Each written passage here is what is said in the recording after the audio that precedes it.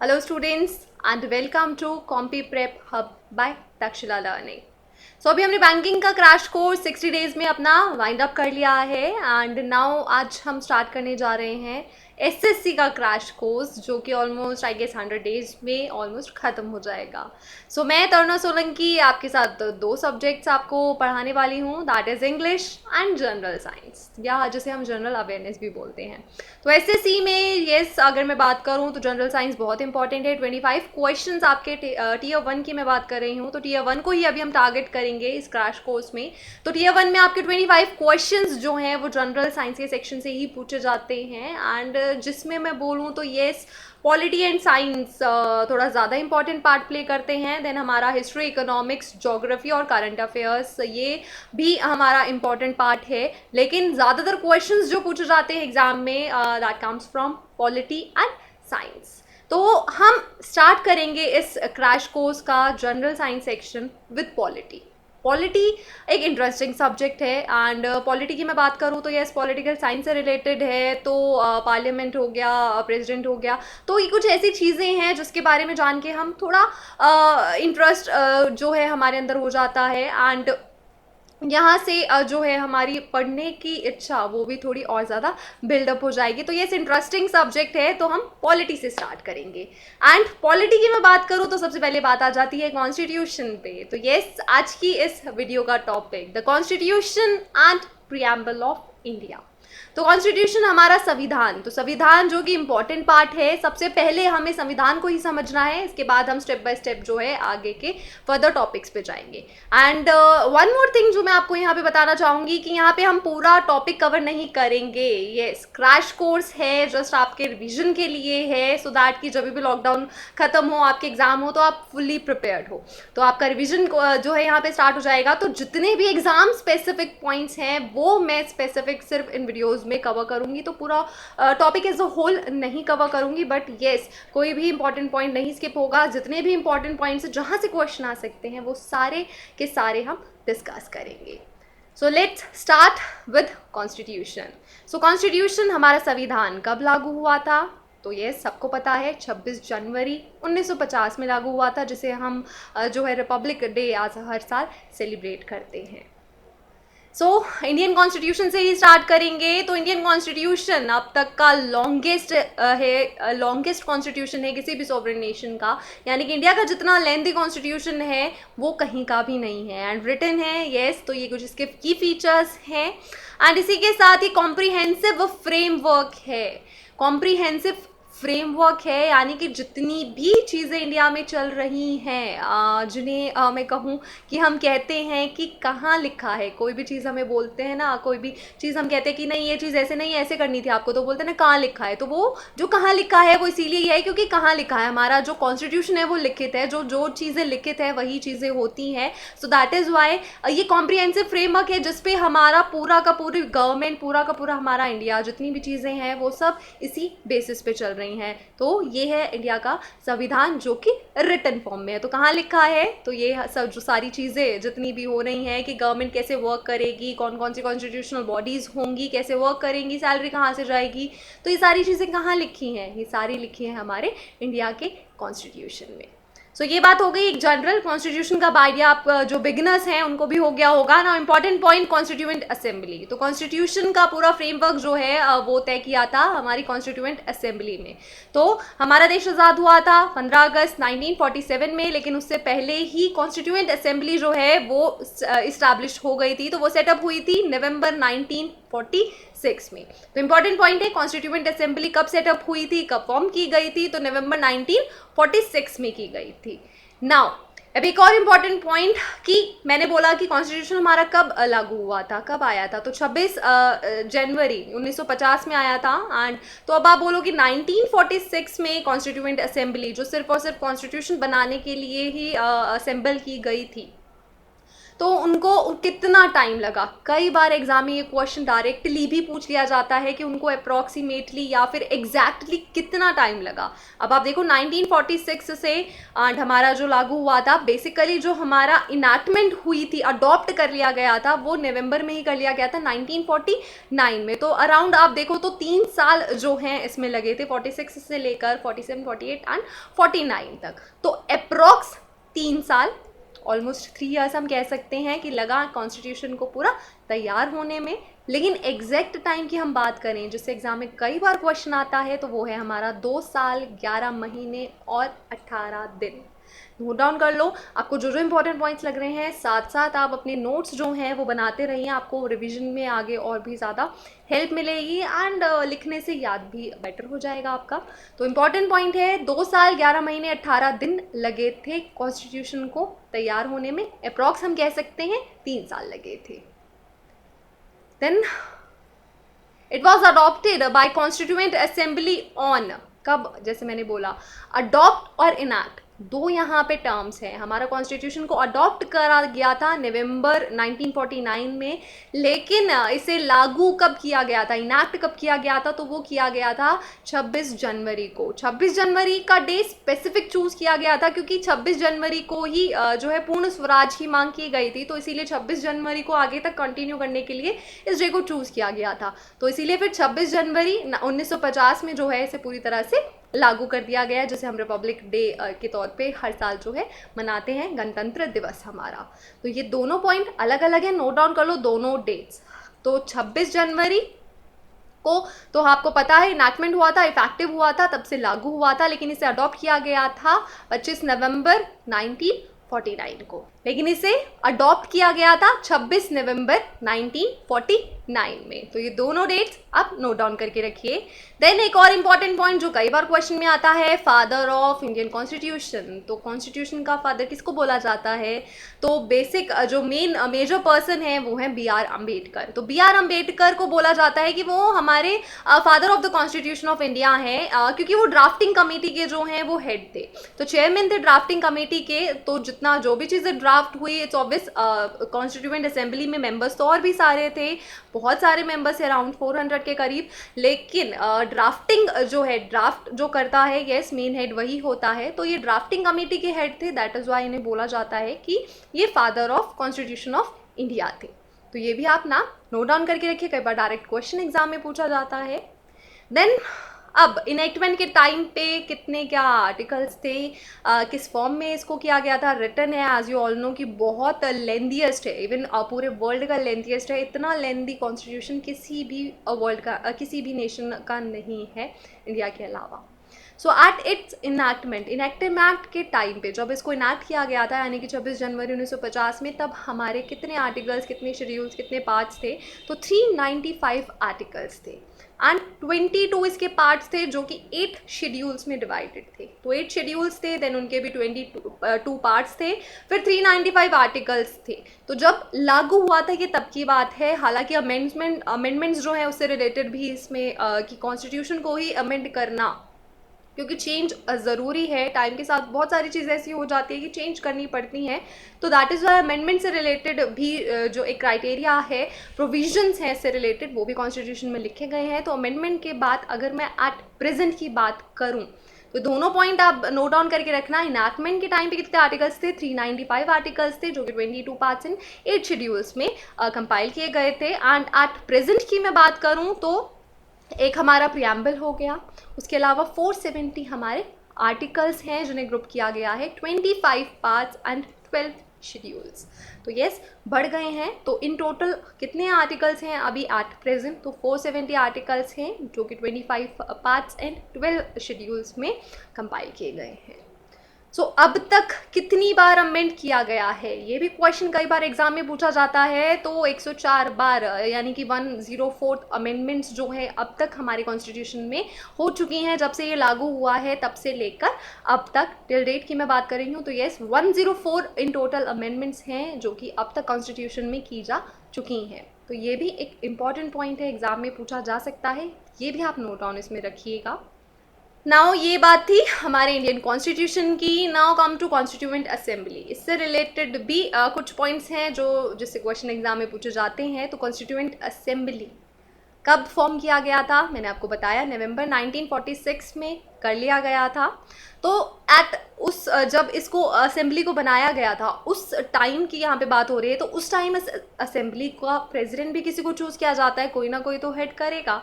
तो ये उस टाइम पे हेड जो है वो इनके चुने गए थे डॉक्टर सच्चिदानंद सिन्हा।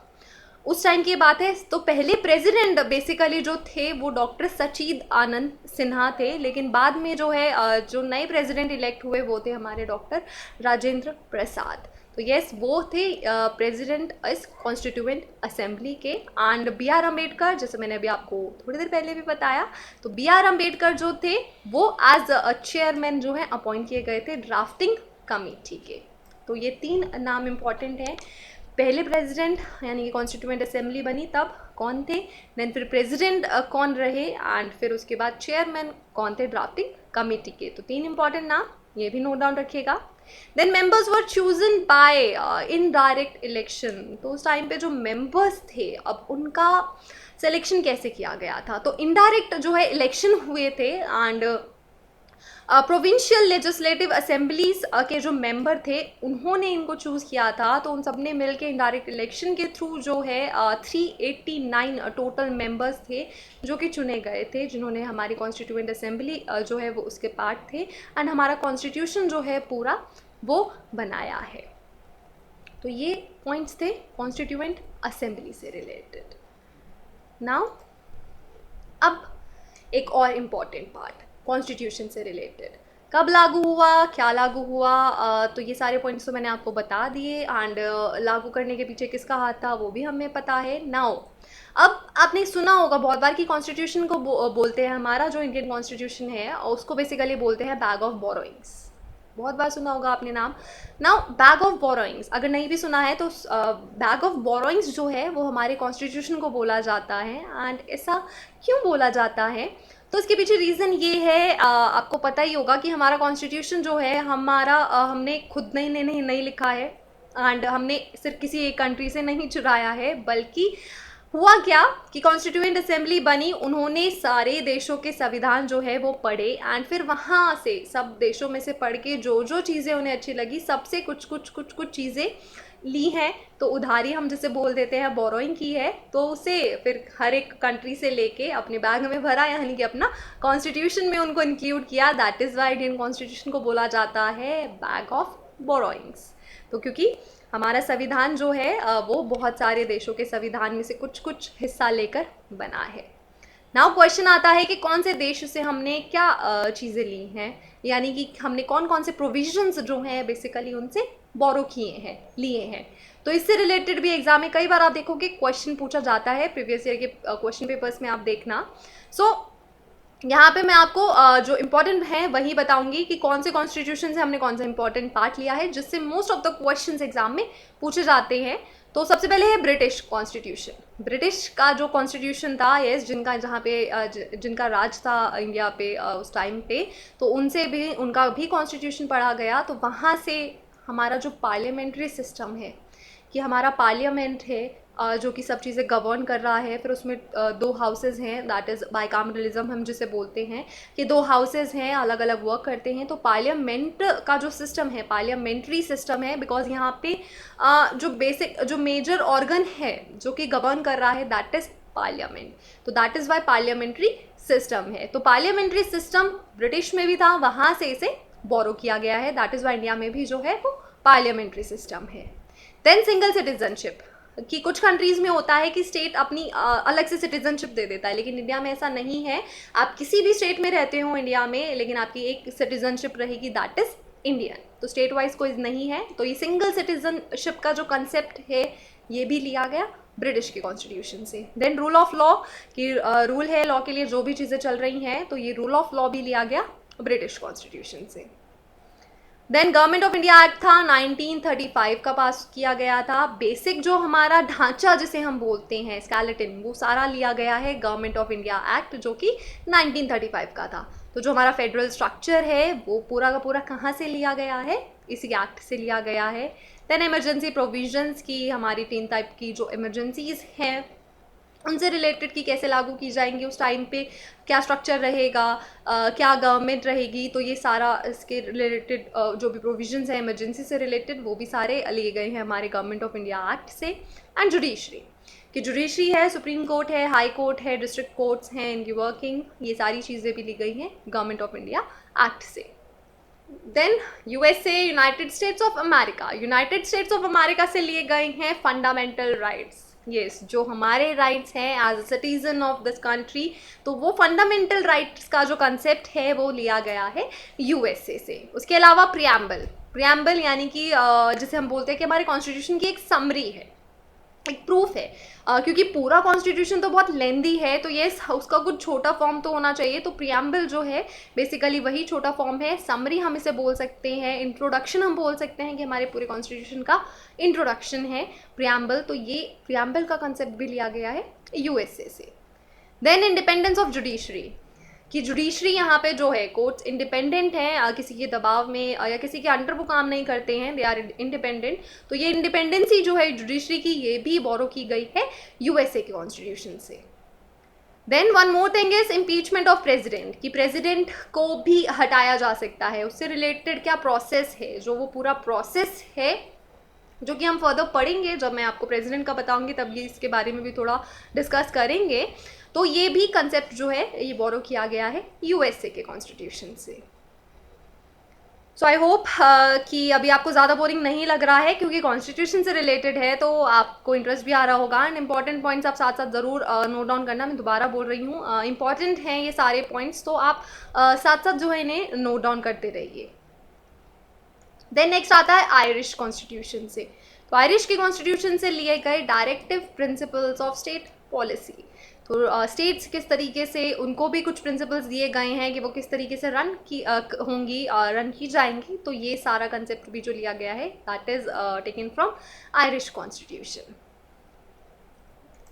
इसके अलावा यूएसएसआर जो कि एट प्रेजेंट रशिया है, तो फंडामेंटल ड्यूटीज़ की फंडामेंटल राइट्स हैं कि हाँ हमारा ये हक है, लेकिन उसके साथ साथ हम इंडिया के सिटीज़न हैं तो हमारी कुछ ड्यूटीज़ भी हैं। तो वो ड्यूटीज़ का जो कंसेप्ट है वो यूएसएसआर के कॉन्स्टिट्यूशन से लिया गया है। एट प्रेजेंट तो अभी रशिया हो गया है।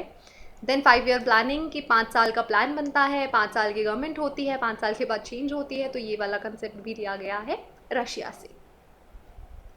देन कनाडा से, तो कनाडा से बोरो किया फेडरेशन विद स्ट्रॉन्ग सेंटर कि फेडरेशन है, यानी कि एक हर एक स्टेट को अपने राइट्स भी दिए गए हैं, लेकिन स्ट्रॉन्ग जो है वो सेंटर को किया गया है कि सेंटर जो है वो ज़्यादा स्ट्रॉन्ग है। जैसे आप देख भी रहे हो कि स्टेट्स अपना अपना रन कर रही हैं इंडिविजुअल, लेकिन कंट्रोल किसका है, सेंटर का है। तो सेंट्रल कंट्रोल जो है ये वाला जो कंसेप्ट है ये कनाडा से बोरो किया गया है। Then Australia, joint sitting of the 2 houses. तो पार्लियामेंट में 2 हाउसेस हैं, राज्यसभा लोकसभा, दोनों की जॉइंट सिटिंग होती है। वो मैं आपको पार्लियामेंट का जब बताऊंगी उसमें बताऊंगी कि जॉइंट सिटिंग क्यों होती है, कैसे होती है, क्या होती है। बट जॉइंट सिटिंग का कंसेप्ट है कि कोई भी उनके बीच में कॉन्फ्लिक्ट हो जाते हैं तो जॉइंट सिटिंग होती है, यानी कि दोनों की मीटिंग होती है। ये वाला जो कंसेप्ट है ये लिया गया है ऑस्ट्रेलिया के कॉन्स्टिट्यूशन से। देन जर्मनी से, जर्मनी के कॉन्स्टिट्यूशन से बोरो किया कि suspension of fundamental rights during emergency कि इमरजेंसी के टाइम पे कोई बोले कि ये मेरा राइट है तो नहीं, उस टाइम पे नहीं, क्योंकि इमरजेंसी ज़्यादा ज़रूरी है। फंडामेंटल राइट्स तो इमरजेंसी के बाद भी देखे जा सकते हैं, तो उस टाइम पे फंडामेंटल राइट्स को सस्पेंड करना जो कि इंडिया में होता भी है, तो ये कंसेप्ट बोरो किया गया जर्मनी से। Then last but not the least, South Africa से बोरो किया प्रोसीजर ऑफ अमेंडमेंट। तो इम्पॉर्टेंट है, कॉन्स्टिट्यूशन को भी अमेंड किया जा सकता है, चेंज किया जा सकता है, ऑल्टर किया जा सकता है, बट उसके भी कुछ रूल्स हैं। तो वो सारे रूल्स जो है ये पूरा इसका जो प्रोसीजर है ये बोरो किया गया है साउथ अफ्रीका के कॉन्स्टिट्यूशन से। तो ये सारे सोर्सेज हैं, इन देशों से हमने कुछ कुछ कुछ कुछ बोरो किया, तब जाके बना हमारा इंडिया का संविधान, जिस पे हमारा भी जो भी चीज़ें हैं, इवन पूरी कंट्री जो है, गवर्नमेंट जो है, वो सब इसी पे ही चल रही हैं। रूल्स एंड लॉज हैं जो कि लिखे गए हैं, उन्हीं पे ही आगे सारी वर्किंग हो रही है। नाउ आई गेस कि कॉन्स्टिट्यूशन से रिलेटेड सारा कंसेप्ट आपको क्लियर है कि क्यों है, क्या है, कैसे है, कहाँ से लिया गया है, किसने लिया था, तो ये सारी चीज़ें यहाँ से अब आपको क्लियर हो गई हैं। अगर फिर भी कोई डाउट रहता है तो कमेंट बॉक्स में आप मुझे बता सकते हो, जितना जल्दी हो सकेगा मैं आपके डाउट को क्लियर करने की कोशिश करूँगी। तो आप कमेंट बॉक्स में आपके जो भी डाउट्स हैं वो शेयर कर सकते हो। नाउ कॉन्स्टिट्यूशन का पार्ट यहाँ पे फिनिश होता है। नेक्स्ट आता है हमारा प्रियम्बल। प्रियम्बल भी इम्पॉर्टेंट है। प्रियम्बल जो है बेसिकली, जैसे मैंने अभी आपको बताया था कि एक समरी है, एक इंट्रोडक्शन है, क्योंकि हमारा कॉन्स्टिट्यूशन बहुत ज़्यादा बड़ा है तो हम उसको पूरा इंट्रोड्यूस नहीं कर सकते, तो उसको हमने कट शॉर्ट करके एक समरी बनाई, एक इंट्रोडक्शन बनाया, जिसे हमने नाम दिया प्रियम्बल। तो वो है हमारा प्रियम्बल ऑफ इंडिया। तो preamble to the constitution of India is a brief introductory statement that sets out guidelines which guide the people of the nation and to present the principles of the constitution। तो इसमें include किया गया है, introductory है कि India के people को guide करने के लिए जो इंपॉर्टेंट पॉइंट्स हैं सिर्फ वही इसमें गैदर किए गए हैं। तो प्रिंसिपल्स हैं जो कॉन्स्टिट्यूशन के, वो भी इसमें लिखे गए हैं। तो अभी नेक्स्ट मैं आपको प्रियम्बल ही बताने वाली हूँ। एंड प्रियम्बल आपको याद होना चाहिए as a citizen of India भी, एंड आपको आपका कॉन्स्टिट्यूशन, आपके राइट्स, आप मतलब ये चीज़ें कुछ ऐसी हैं जो आपको पता होनी चाहिए। तो पॉलिटी से स्टार्ट करना इस क्रैश कोर्स को, उसके पीछे मेरा मोटिव जो था वो यही था। प्रियम्बल आप सबको जो है पता होना चाहिए कि क्या हमारा प्रियम्बल है। कॉन्स्टिट्यूशन का पता है, वेल एंड गुड है, प्रियम्बल नहीं पता, प्रियम्बल भी पता होना चाहिए। सो प्रियम्बल बेसिकली जो है आइडिया देता है 4 चीज़ों के बारे में। पहला, source of constitution. Source of constitution यानी कि कहाँ से आया है कॉन्स्टिट्यूशन। तो इसकी पहली लाइन जो स्टार्ट होती है, we the people of India, तो कहाँ से आया, सोर्स क्या है, इंडिया के लोग। तो सबसे पहले बताता है ये सोर्स के बारे में, देन बताता है इंडियन स्टेट्स का नेचर, कि इंडियन स्टेट्स का नेचर कैसा रहेगा, देन ऑब्जेक्टिव क्या है कॉन्स्टिट्यूशन का, और कुछ ऑब्जेक्टिव्स हैं जो कि सबको फॉलो करने चाहिए। तो वो ऑब्जेक्टिव्स का है कि जो कि सबको दिए जाते हैं as citizen of India. Then कब अडॉप्ट किया गया था, ये भी हमारे प्रियम्बल में बाकायदा मेंशन किया गया है। तो ये 4 आइडियाज़ हैं, 4 फोकस पॉइंट हैं जिन पे जो हमारा प्रियम्बल है वो बेस्ड है। तो प्रियम्बल पढ़ने से पहले एक और इम्पॉर्टेंट पॉइंट जो आपको नोट डाउन करना चाहिए यहाँ से, कि प्रियम्बल को भी क्या अमेंड किया गया है। यस, प्रियम्बल को भी अमेंड किया गया है। प्रियम्बल बना था, आइडिया जो था वो आया था, प्रियम्बल बनाया गया, देन इसको अमेंड भी किया गया एक ही बार अब तक, टिल दैट, जब से ये लागू हुआ है, यानी कि जब से बना है तब से अब तक सिर्फ एक बार ही अमेंड किया गया है। वो भी किया गया था 1976 में, जो कि हमारी 42nd कॉन्स्टिट्यूशनल अमेंडमेंट एक्ट था 1976 का, तब इसको अमेंड किया गया था। क्या इसमें चेंज किया गया, तो इसमें 3 टर्म्स ऐड की गई थी, दैट इज़ सोशलिस्ट, समाजवादी, तो सेक्युलर यानी कि सभी धर्म एक समान है, कोई धर्मनिरपेक्ष यहाँ पे नहीं होता है, एंड देन इंटीग्रिटी। तो ये 3 टर्म्स हैं जो कि इस अमेंडमेंट के थ्रू प्रियम्बल में ऐड की गई थी। नाउ प्रियम्बल को देखते हैं। अब प्रियम्बल का टाइम है तो मोस्ट इम्पॉर्टेंट पार्ट है, एंड ज़रूर पढ़िएगा इसे, आप इस साथ साथ इसे रीड आउट कीजिए, आपका पूरा कॉन्स्टिट्यूशन जो है वो इतने ही ब्रीफ से समझ आ जाएगा। तो सबसे पहले देखो, we the people of India. We the people of India यानी कि सोर्स है जो हमारे कॉन्स्टिट्यूशन की, वो इंडिया के लोग ही हैं। इंडिया के लोगों ने ही बनाया है, इंडिया के लोगों के लिए ही बनाया गया है। So we the people of India having solemnly resolve to constitute India. तो हम सब लोग क्या है, रिजॉल्व हैं कि हम इंडिया को कॉन्स्टिट्यूट करेंगे, किस में, एक सोवरेन यानी कि द रूलर, द हेड। तो सोवरेन होगा इंडिया, एंड सोशलिस्ट होगा, समाजवादी होगा, सेक्युलर होगा, किसी भी धर्म के बेसिस पे भेदभाव नहीं किया जाएगा, धर्मनिरपेक्ष है, डेमोक्रेटिक है, लोकतंत्र है, लोगों का राज रहेगा, एंड रिपब्लिक है। तो इंडिया को ये चीज़ें हैं इंडिया के नेचर के बारे में जो कि बता रही हैं। तो इसमें इंडिया को कॉन्स्टिट्यूट किया जाएगा as a people of India, ये जो है रिजॉल्व करते हैं। एंड इसके अलावा इंडिया के नेचर की बात हो गई, सोर्स हो गई। नाउ बात आती है आगे, तो सिटीजन्स को क्या क्या ये प्रोवाइड कर रहा है। तो to secure all its citizens, क्या? जस्टिस। जस्टिस है, आपके पास पूरा हक है सोशली, इकोनॉमिकली एंड पॉलिटिकली बोलने का। तो जस्टिस आपके पास पूरी है। लिबर्टी है, आप अपने thoughts, expressions, belief, faith, worship, इसको आपके पास पूरी छूट है कि आप लिबरल हो, आप जिस भी धर्म को लेना चाहते हो वो कर सकते हो। अपने थॉट्स, एक्सप्रेशंस, बिलीव्स, फेथ को जो है बताना चाहते हो, जताना चाहते हो, आराम से कर सकते हो। इक्वालिटी, इक्वल है, किसी भी धर्म, जात पात, किसी से भी लेकर कोई भी यहाँ पे जो है पार्शलिटी नहीं की जाएगी, तो सारे ही सिटीजन्स इक्वल हैं। तो इक्वालिटी जो है वो भी ये हमें प्रोवाइड करता है, तो अपॉर्चुनिटी की भी एंड स्टेटस की भी, and to promote among them all. अब इक्वालिटी के साथ साथ प्रमोट भी करना है, ये सारी चीज़ें तो सिक्योर कर देगी। जस्टिस भी आपके पास, लिबर्टी भी है आपके पास, एंड इक्वालिटी भी है। तो इक्वल भी हो आप, लिबरल भी हो, एंड जस्टिस भी आपके साथ हो रही है। इसके साथ साथ आप में प्रमोट कर रहा है क्या? भाईचारा, यूनिटी। तो फ्रैटर्निटी है, तो फ्रैटर्निटी को भी ये प्रमोट कर रहा है। तो assuring the dignity of the individual and the unity and integrity of the nation. तो नेशन की हमारे डिग्निटी एंड इंटीग्रिटी दोनों को ही अश्योर करना है। तो भाईचारा, यूनिटी होनी चाहिए। तो भाईचारे को भी जो है ये प्रमोट करता है कि भेदभाव नहीं करना है, सब इक्वल हैं एंड मिलजुल के एकजुट रहना है। कोई भी वॉर होता है, कोई भी परेशानी आती है, तो आज एक यूनियन जो है बन के चलना है। तो अपने इंटीग्रिटी को एंड अपनी डिग्निटी को, इंडिया की गौरव को कभी कम नहीं होने देना। इसके लिए फ्रैटर्निटी जो है एक इम्पॉर्टेंट पॉइंट है, जो कि ये प्रमोट करता है हमारा कॉन्स्टिट्यूशन।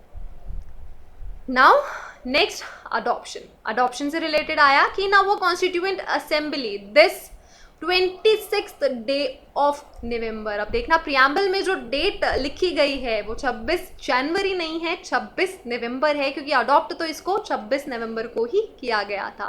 तो इसकी अडॉप्शन की डेट लिखी गई है 26 नवंबर 1949। तो ये भी यहाँ पे डिक्लेयर कर रहा है कि कब इसको अडॉप्ट किया गया था। So do hereby adopt, enact and give to ourselves this constitution। तो ये कॉन्स्टिट्यूशन जो है इस डेट को अडॉप्ट किया गया है, इनैक्ट किया गया है एंड हम सभी को दिया गया है। तो ये है हमारा प्रियम्बल, जो कि एक समरी है हमारे पूरे कॉन्स्टिट्यूशन की। तो कॉन्स्टिट्यूशन में क्या चीज़ें हैं वो सारी इसमें कंपाइल की गई हैं। तो ये भी आपको याद होना चाहिए। इससे रिलेटेड भी कोई भी पॉइंट एग्जाम में आपका पूछा जा सकता है, whether you are preparing for SSC और UPSC and even for railway. So आपको ये पॉइंट्स क्लियर होने चाहिए, नहीं भी हैं तो भी as a citizen of India आपको पता होना चाहिए। सो इसी के साथ नाउ आज की क्लास हम यहाँ पे वाइंड अप करते हैं। कॉन्स्टिट्यूशन, प्रियम्बल दोनों से रिलेटेड जितने इंपॉर्टेंट पॉइंट्स थे जिससे क्वेश्चन आ सकते थे वो सारे मैंने आपके साथ डिस्कस किए हैं। तो अगर आपको वीडियो हेल्पफुल लगी है, अच्छी लगी है, तो इसे लाइक करना ना भूलें, साथ साथ शेयर भी कर दीजिए, जो भी आपके फ्रेंड्स हैं उनको भी हेल्प मिल जाएगी। एंड इसके अलावा अगर आपको और वीडियोस कंटिन्यू करनी है तो उसके लिए आप हमारा चैनल सब्सक्राइब कर सकते हैं, जो कि अभी तक आपने अगर नहीं किया है, नए व्यूअर हो तो सब्सक्राइब करिए। साथ साथ बेल आइकन भी प्रेस करना, सो दैट कोई भी वीडियो का नोटिफिकेशन आपसे मिस ना हो। तो अभी तो ये जो स्टार्टिंग है, 100 डेज़ का कोर्स है, बहुत सारे सब्जेक्ट्स कवर करने हैं। So let's start. तो इस लॉकडाउन का टाइम है अभी तो, और एग्ज़ाम्स भी पोस्टपोन है, तो उसको बेटर वे में यूटिलाइज करते हैं। सो नाउ कोई भी क्वेश्चंस हैं, आपकी क्वेरीज हैं, आप मुझे कमेंट बॉक्स में बता सकते हैं। फीडबैक आपका जो भी है वो भी दे सकते हैं। सो नाउ नेक्स्ट वीडियो में मैं मिलूंगी आपके साथ, जिसमें कुछ और इम्पॉर्टेंट टॉपिक हम डिस्कस करेंगे, सिर्फ important points, exam specific points. तो thank you so much for watching.